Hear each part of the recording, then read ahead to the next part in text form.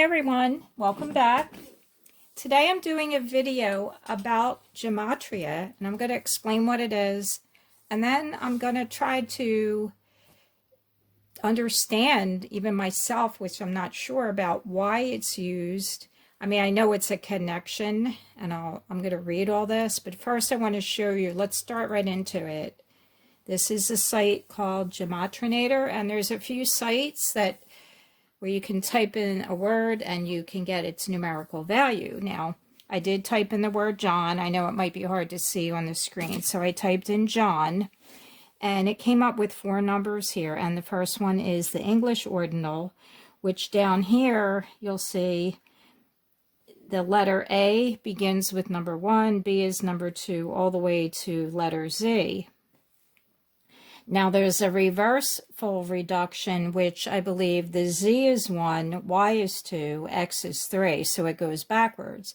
And then there's reverse ordinal and a full reduction. And I'm not really going to explain this because this video is not about teaching you. I'm just going to show you what it's about, and then if you'd like, you can investigate further, because to me, numbers are fascinating. I like numbers better than letters, actually, myself. So, all right. So, and then further, John equals 47. In English ordinal, 20, 61, and 16. And those numbers can further be reduced to one number. So we get 11, 2, 7, and 7. And I did a little bit of gematria myself. I took the Lori Loughlin case and I made the numbers. And a lot of this 7, 7, 11 comes up. So actually, then you can see other words that have the same exact numbers. So we have John, we have obey,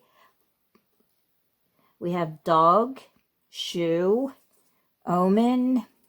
All these words have the same numbers. And then as we go further, we can see, okay, there's more words. And then sometimes on this word, time and rock, the first 3 numbers are the same, but the last number is different. So this site, I haven't used it a lot, but I just thought I would show you that to begin with. It's very interesting, because this is actually reducing words to numbers has been used for a long time. So let's go to the site of Wikipedia. And I wanted to read you about what actually it's on this one. So Gematria is a alphanumeric code of assigning a numerical value to a name, word, or phrase based on its letters. A single word can yield multiple values depending on the cipher used. So it depends on if you're using the English or the full reduction or whatever. That's what they mean by that. Gematria originated as an Assyro-Babylonian Greek system of alphanumeric code or cipher that was later adopted into Jewish culture. Similar systems have been used in other languages and cultures. Earlier, the Greek isopsephy, and later derived from or inspired by Hebrew gematria.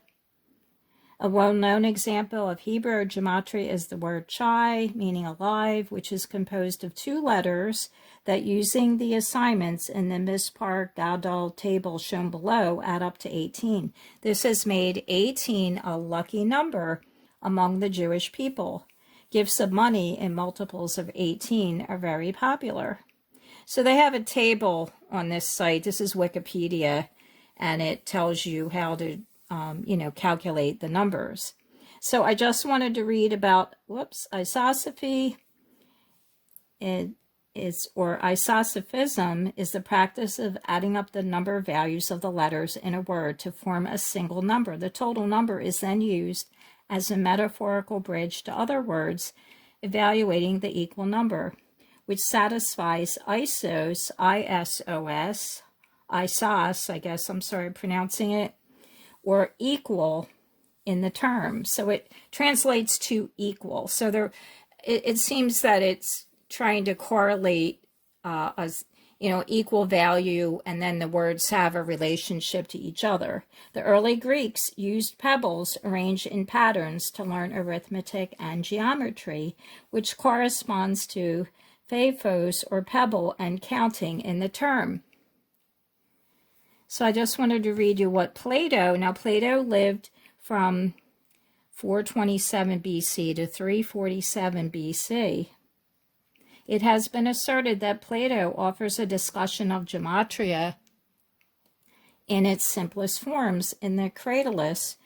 That's like a thesis, I guess, that he wrote, where he is said to have claimed that, quote, the essential force, unquote, of a thing's name is to be found in its numerical value, and that words and phrases of the same numerical value may be substituted in context without loss in meaning.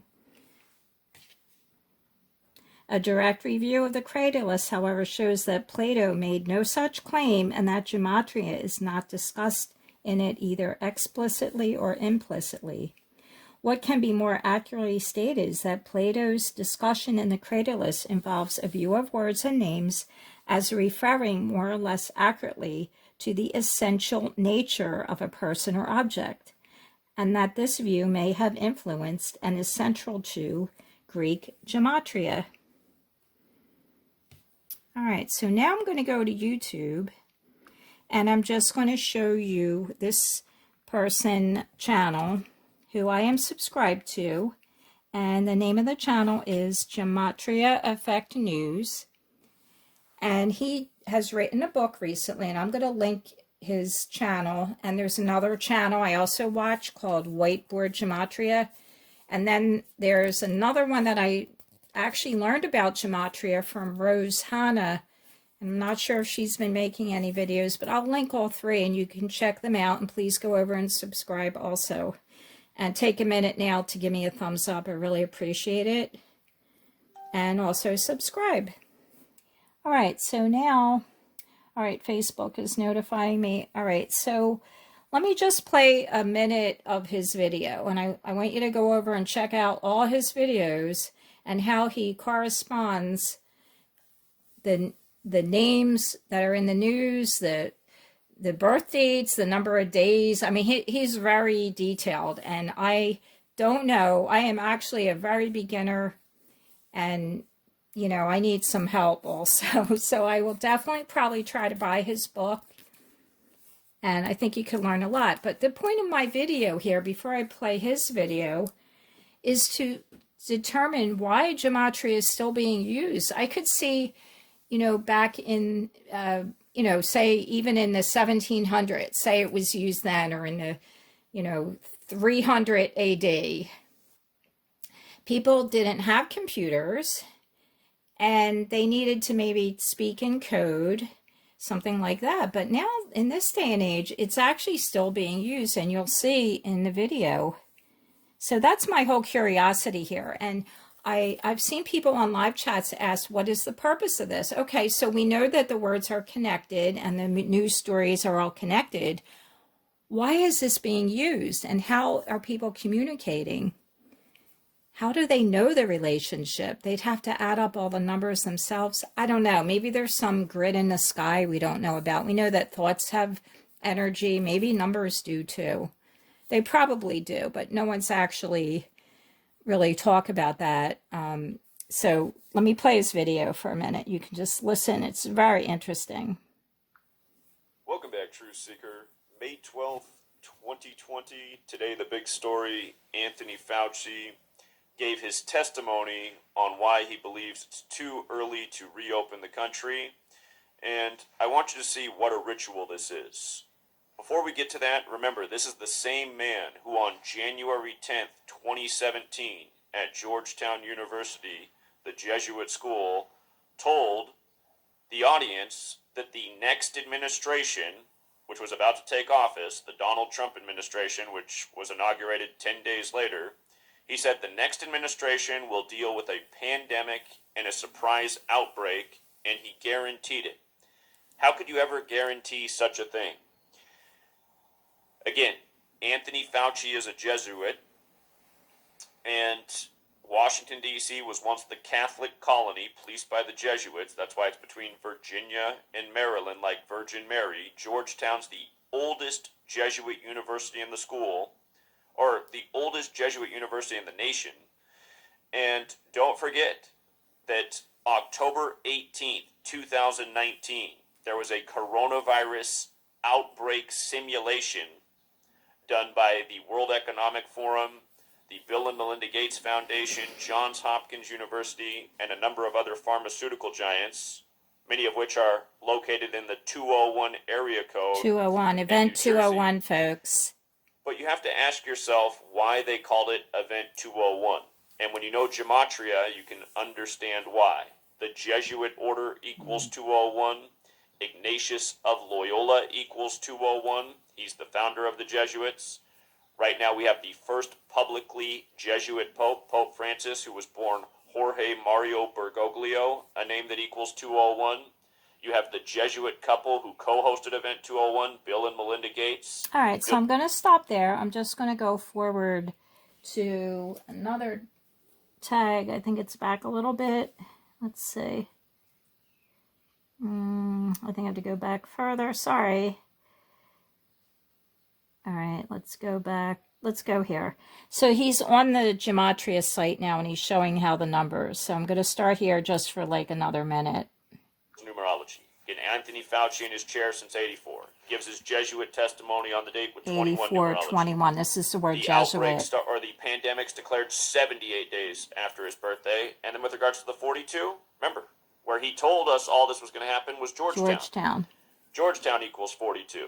So the numbers that he just showed were Jesuit, Georgetown, all the words. And you can just go watch this video. It is called Jesuit Anthony Fauci Testimony on Why It's Too Soon to Reopen During Coronavirus. All right, so now I want to show you what I did. Now this is really scribbly. Look at this is my paper, and this is how I work. I just kind of do things intuitively. I'm not really that neat. I mean, I'm neat depending on what I'm doing. I'm trying to be neat, but I just did it on paper. It's old school, I know, but I wanted to show you. So I wrote, this is a Lori Loughlin case. I said, let me try Gematria. Let me just do this, and let me just go on to the website, Gematrinator, and see what I come up with. So I looked at the news story of Lori Loughlin, and I have some of the words here, and I'll just read them. So Lori Loughlin, and I wrote the 4 numbers across. I think the first one is the English ordinal, and that's, these numbers are corresponding to the ciphers on the website. So it depends on, you know, A is 1, B is 2, and this one I believe is Z is 1, Y is 2, X is 3, etc.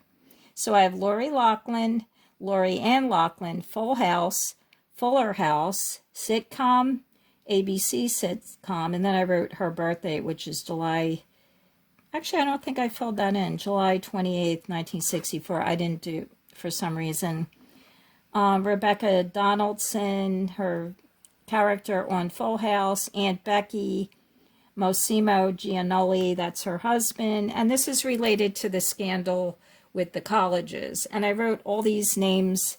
I wrote Rick Singer, the man who helped them get the daughters into school, University of South Carolina, SoCal, Judge Nathaniel Gorton, who was the judge overseeing the case, and all the way here. And I even wrote SAT and ACT, the 2 tests, Desperate Housewives, because Felicity Huffman was the person, the other one that I think she pled guilty. So I wrote scandal, cheating. So the only thing that actually came up, and I'll just show you right here, is the Judge Nathaniel Gorton. I think I only used Nathaniel Gorton. I didn't put Judge. So it came up with 173 and 79. And the reason why I made these in a box is because here, 173 and 79, it's the same numbers in the same position,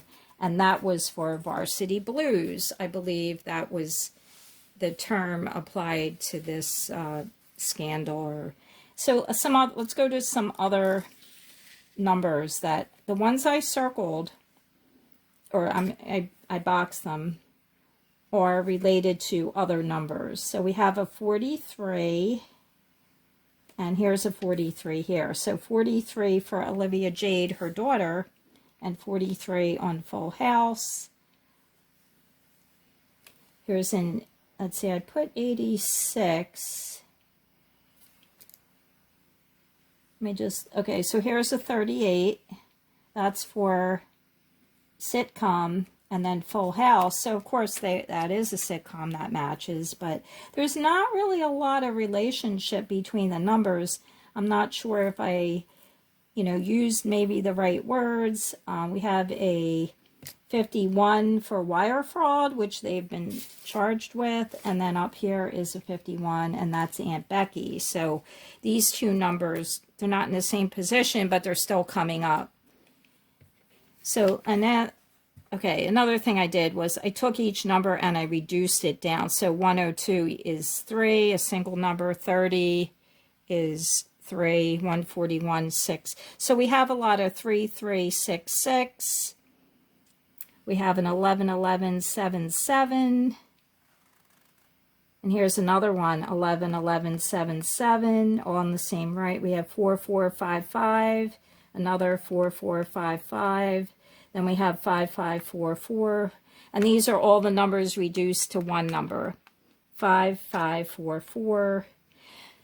So one thing, in case there's any doubters out there, I did want to mention about numbers. There's lots of tricks you can do with numbers. One thing that my teacher did in grade school, and that was asking people, each person, their birthday. And there were at least 2 people that had the same birthday in that room of maybe like 70 children, and that's how many were in my classroom when I was growing up.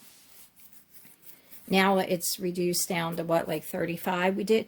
I think my sister had 82 children in her classroom, and we had a nun, so they were really strict, so they could control us. And one nun used to hit the kids. I mean, it's amazing how they got away with that. But anyway, so at least if you have a room full of people, you're going to have, of course, 2 people probably with the same birthday. And it's really odd that that could happen. So what I'm saying is not every story on the news is going to have all the numbers match. Okay? Just not going to happen, because they might be actually a real story. But I think some of the stories are on an agenda where, you have to say those words because they connect. Now, let's go to why is this happening? And let me go back to the page where, let's just look at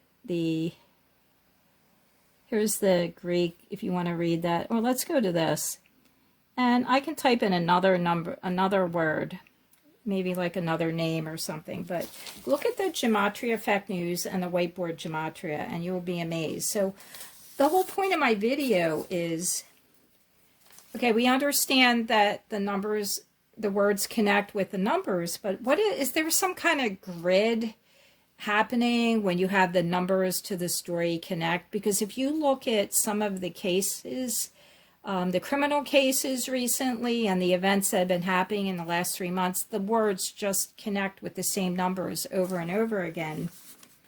So back in the time of Plato, or even in the time of the Greeks, they didn't know about frequencies. I mean, they knew that some notes were higher than others, but they didn't really know what that was, that's actually a frequency. And everything, the air, we have frequency as a human being.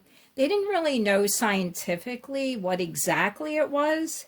So why were they connecting these words? To me, it might have been more of a secret code to get words across.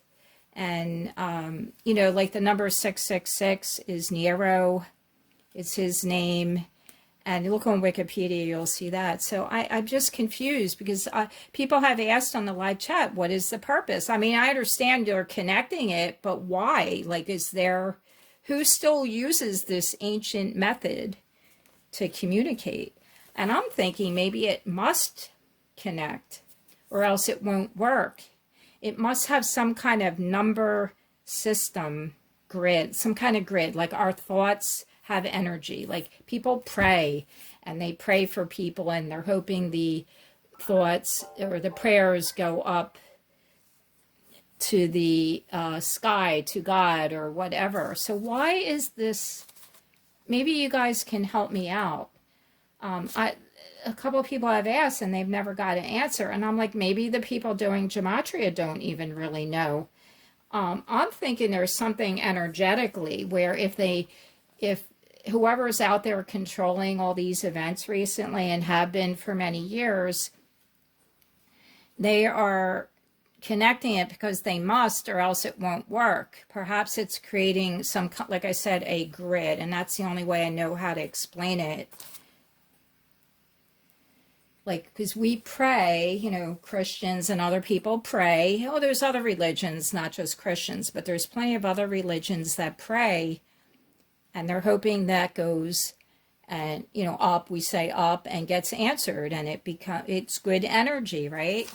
So maybe the grid system, when they're making up a story, and I don't want to get into that right now, but they're making up a story or have an agenda. It's some kind of plan. It must connect, must. So you'd be amazed how the Gematria advocates, I guess you could call them that, they really look at everything, like the time of the birth date, or how many days since the last birth date, or so many days since the last announcement, and they just get into the numbers like crazy, and it's so interesting. But that's the only thing I can say now. Maybe you guys can leave me a comment. What do you think this is actually used for? Other than, yes, we know it's connecting. Can we substitute? Here's the word John. Can we substitute the word John for the word obey? For Doug? For Yang, Omen, then, let's see, Zeke, Doom, Kong, ouch. If we're talking about a John, can we actually substitute any of these words? Probably not. I mean, maybe in the other language, like in Latin, it was different, or Greek rather. So it's probably creating, you know, some of these things could possibly be created, these stories that have happened. I mean, they're real to us, but it's been planned on a certain day so the numbers all connect. It's been planned at the time of year during the solstice, and that's, say, so many days since the beginning of the year. Maybe it's all connected so that the story will work, and it adds energy.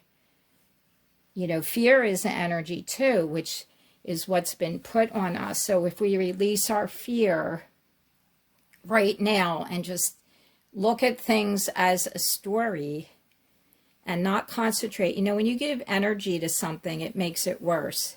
No matter if you want to even think about it, you have to come out, like you're almost like rising above it. And some women in labor have said that to me. They've said, when I was in labor, it was extremely painful, but I rose above it. I was still feeling it, but I didn't like react.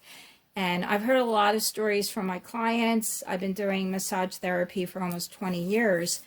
And you wouldn't believe some of the stories I've heard from some of my clients telling me things. And I remember them because they connect in my life. So I'm going to end now, and I hope that you'll just take a minute.